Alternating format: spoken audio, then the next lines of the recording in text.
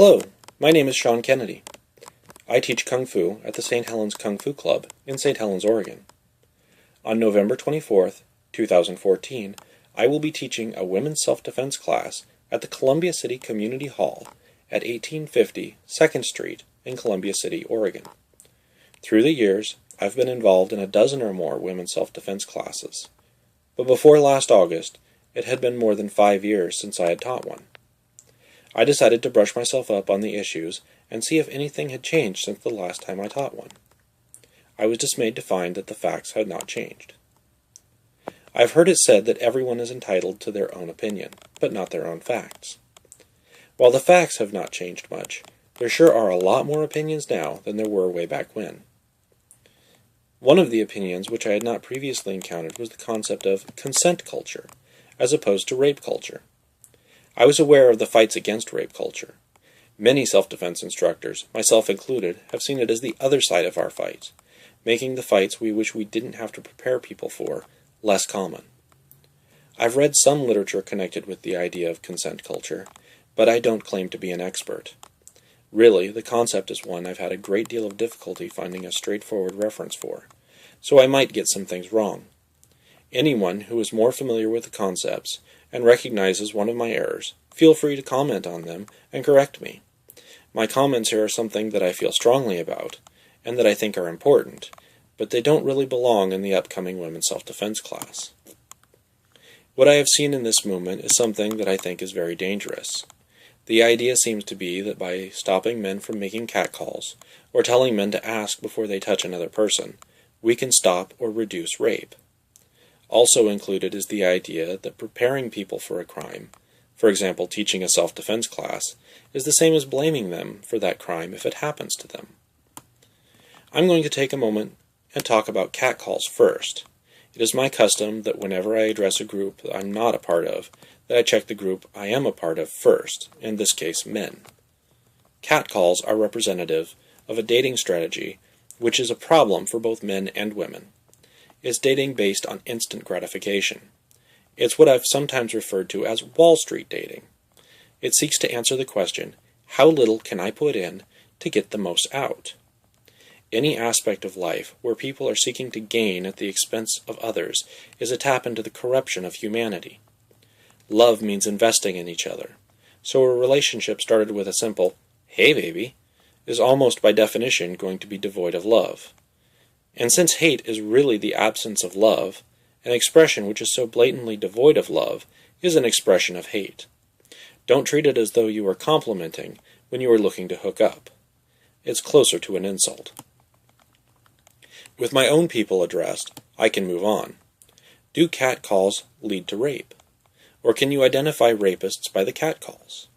Does helping someone to be ready for an attack make them responsible for the attack? I don't think so. I've read a lot about what motivates rapists, how rape happens, and what rapists are looking for. The idea that consent culture paints is very different from what I've read and heard. The image that consent culture paints is almost pretty compared to reality. It seems to go something like this. A man and a woman are on a date, and the man gets a small hint that he misinterprets. She winks, and in his mad state of confusion he thinks that the wink is a sign that she really wants it. She says no, resists even, and he thinks that she's just playing, because those are the kind of reactions he's come to expect from women. Or pay rape, a term that everybody rightly rejects, happens because she doesn't actually say no. Rapists know that what they are doing is wrong. I will admit that there is every situation under the sun, and what I described has probably happened somewhere. It isn't representative of the real dangers affecting women. The reality is not so pretty. You may have heard it said that rape is about power, not sex.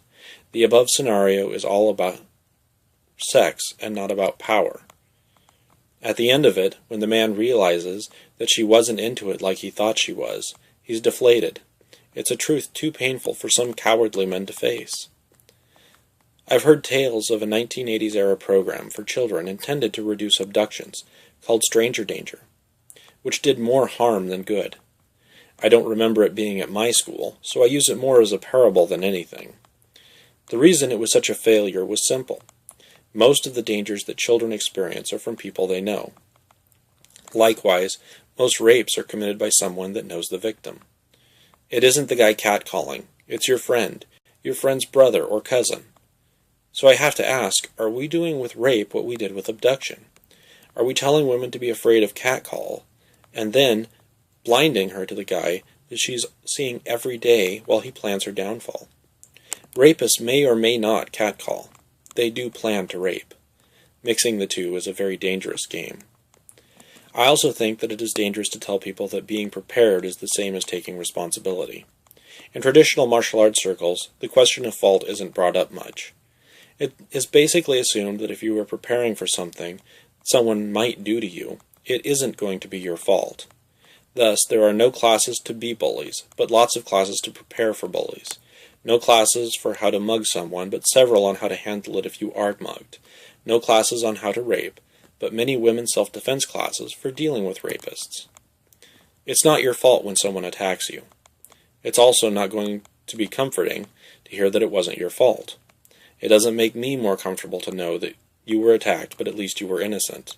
And as someone who's been attacked, it's never been comforting to know it wasn't my fault. I've never been raped, but I can't imagine knowing that it wasn't my fault would be any more comforting then either. As a self-defense teacher, I've had very little to say to those who've already been attacked. All I can do is stand in sympathetic silence and hope the lawyers and police do their job well. The people I speak to are potential victims. This will often include those who have already been victims, but I'm not speaking to them as victims or regarding what has already happened to them, unless it has some bearing on what they might face in the future. When I teach a self-defense technique to a woman, it is with the sincere hope that she won't have to use it, and the sincere belief that half the women I teach it to won't have to use it, and the sincere belief that those who do have to use it are not responsible for the situation they found themselves in, or any failure in its effectiveness. Any injury she receives from an attacker is entirely the attacker's fault. I just don't find that comforting. I would rather she didn't get injured, and any advice I can offer which would aid in that goal, I will offer. How do we stop attacks against women? They say that cross-gender attacks are almost always about power. So maybe the answer is to make powerful women. Maybe the answer is to make women who can stand up to their attackers, even back them down. Maybe the answer is to make attacking women as likely to meet defeat as attacking men. Or maybe we haven't discovered the answer. Maybe there is no answer. I honestly don't know. At the very least, I have the skills to teach to help women who are attacked be less likely to become victims. Although I've never been raped, I have been attacked. I've both won and lost. When I'm attacked, it's never comforting to hear that I was innocent or that it wasn't my fault. I know that. If you are attacked, the injuries you receive aren't your fault, but they still hurt. It is always comforting to know that I was able to defend myself, and that, this time at least, I was not a victim. I hope that at the very least I can impart that gift of security to those who need it.